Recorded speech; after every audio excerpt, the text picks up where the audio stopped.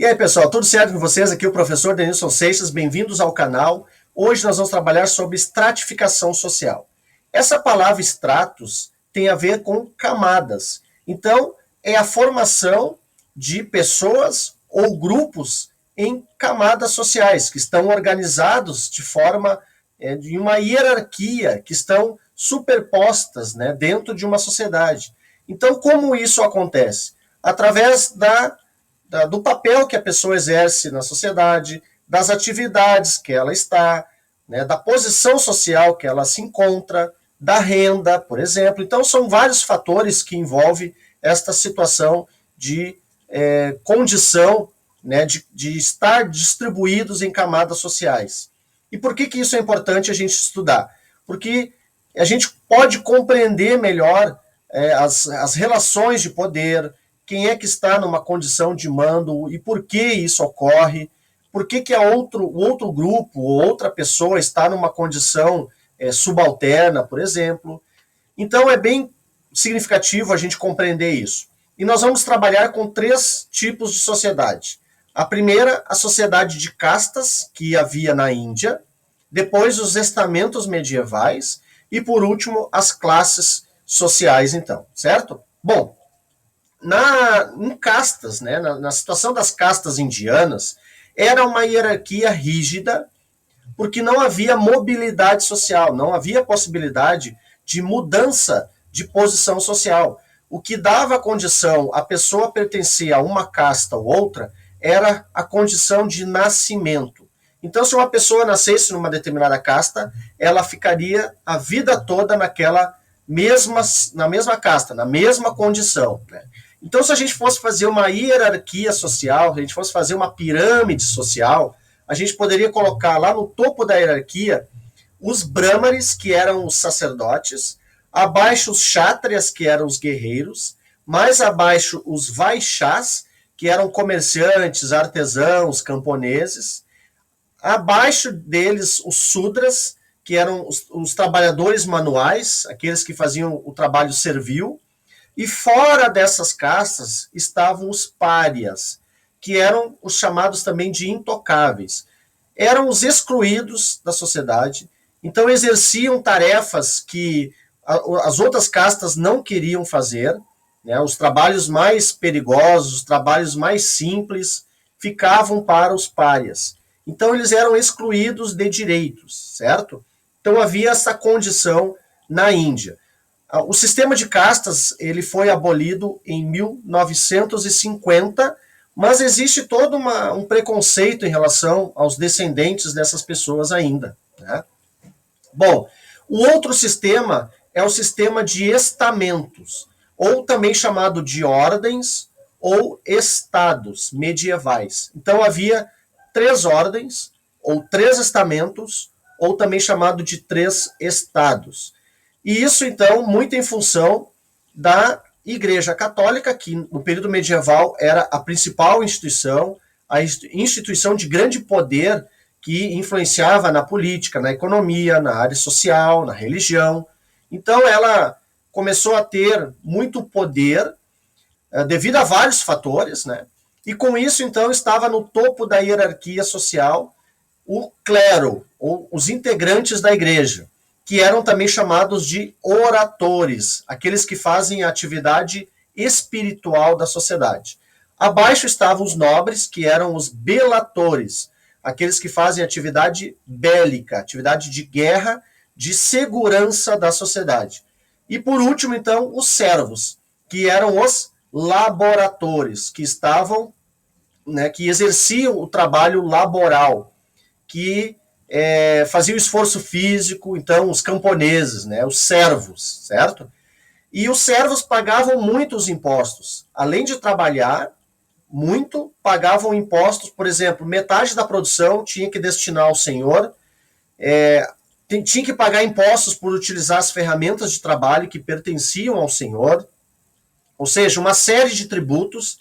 Então, a base da sociedade, o servo, sustentava as outras 2 camadas, o clero e a nobreza também.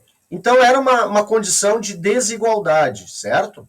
Bom, Não era tão rígido quanto as castas, mas havia pouca mobilidade social. Agora vamos ver o sistema de classes sociais, muito trabalhado pelo Karl Marx. Então, o Karl Marx identifica que no sistema capitalista industrial vai se desenvolver uma luta de classes entre dois grupos distintos, a burguesia e o proletariado. A burguesia, que era detentora do poder econômico e detentora dos meios de produção. Como ela conseguiu capital? Então, ela conseguiu uma acumulação primitiva de capital. Vamos pegar o exemplo na Inglaterra, né? Quando começou a Revolução Industrial, por exemplo, havia lá um sistema de um governo absolutista. E os comerciantes estavam descontentes com isso, porque o rei interferia demais na economia, dava barreiras para os comerciantes, eles não tinham liberdade para lucrar.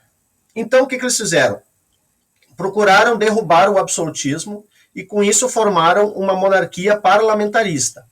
Agora, então, com esta possibilidade de desenvolver livremente o comércio, conseguiram, então, mais lucro e uma acumulação de capital, desenvolvendo, então, atividades nas indústrias, certo?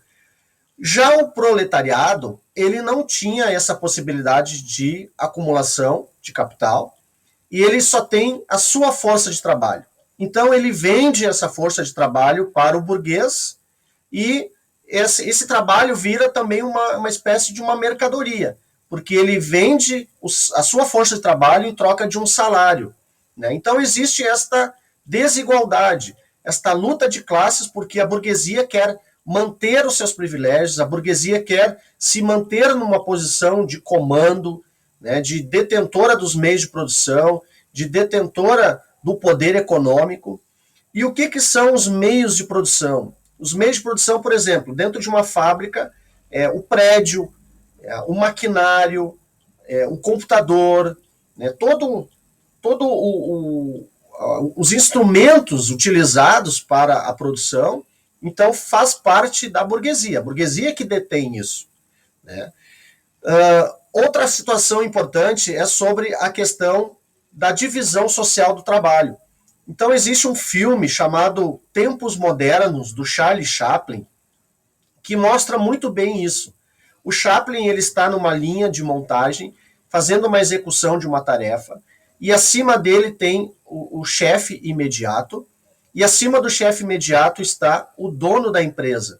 Então existe toda uma divisão social do trabalho, existe o pessoal da engenharia, do projeto, setor administrativo.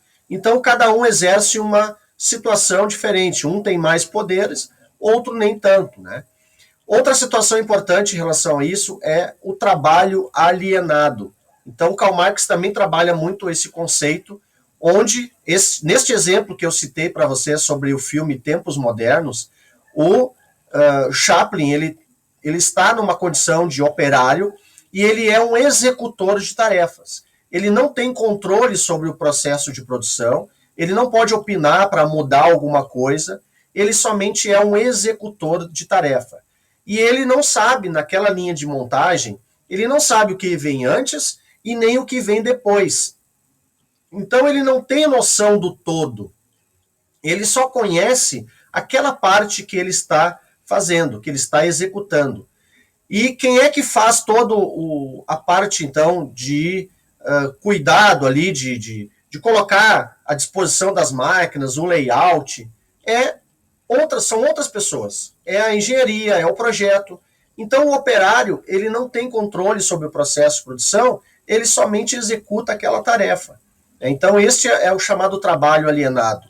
Outra questão sobre isso é em relação à mercadoria que é produzida, que o trabalhador ele não se reconhece naquilo, porque provavelmente ele não vai conseguir comprar aquela mercadoria que ele está ajudando a produzir, porque ele não ganha o suficiente para isso. Então ele se sente alheio, né? Então alienação, alienado tem a ver com isso. Esta condição de não poder exercer um certo poder ali sobre o processo de produção, né? Então, outras pessoas executam para ele e ele somente faz o trabalho que tem que fazer. Então, é um trabalho que não desenvolve a criatividade, as potencialidades do indivíduo, é somente a questão da execução, certo? Bom, então isso é importante a gente compreender que lá no sistema de castas, o que dava condição para uma pessoa estar numa casta ou outra era uma condição de nascimento. E isso, então, dava mais poder para uns e menos para outros.